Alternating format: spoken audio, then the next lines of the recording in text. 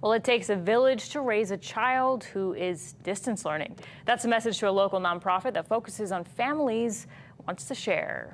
HawaiiKidsCAN says it expects more parents will have to cut their internet service because of economic struggles. It talked with KITV4's Diane about its concerns. Are you concerned about middle-class families feeling the pinch and having to drop things like internet service? For many families across Hawaii, having home internet is a luxury. We've heard from educators on the Big Island that some of the students are sitting outside of 7-Elevens and places like that in order to access free internet. So we know this is a problem that the data out there is not the most robust to capture. So it's really difficult because we don't even understand or recognize the full depth of this challenge. I firmly believe that we will see more families struggle to have basic internet at home, because if both parents have been out of work now for months and it looks like their business or their livelihoods are going to be disrupted further, and you're choosing between, do I pay my electricity bills? Do I pay my rent? Do I put food on the table or pay for medicine?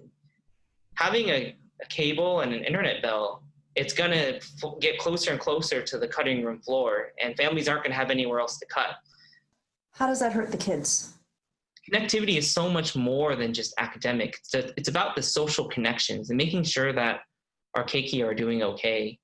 So I want to welcome you all to the broadband Hui call.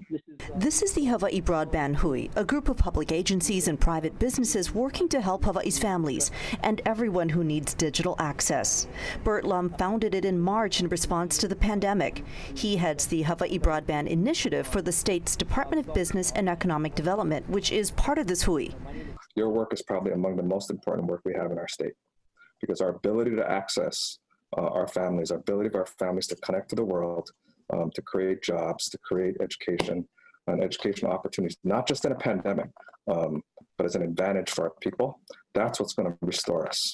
We can't do this work if we're not connected.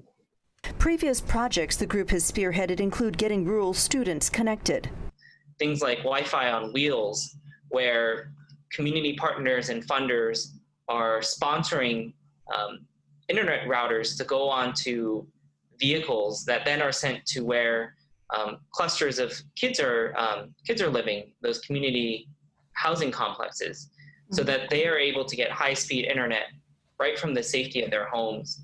Miyashiro says those are the kinds of organic, problem-solving approaches we're going to need more of to take care of all our keiki in this pandemic.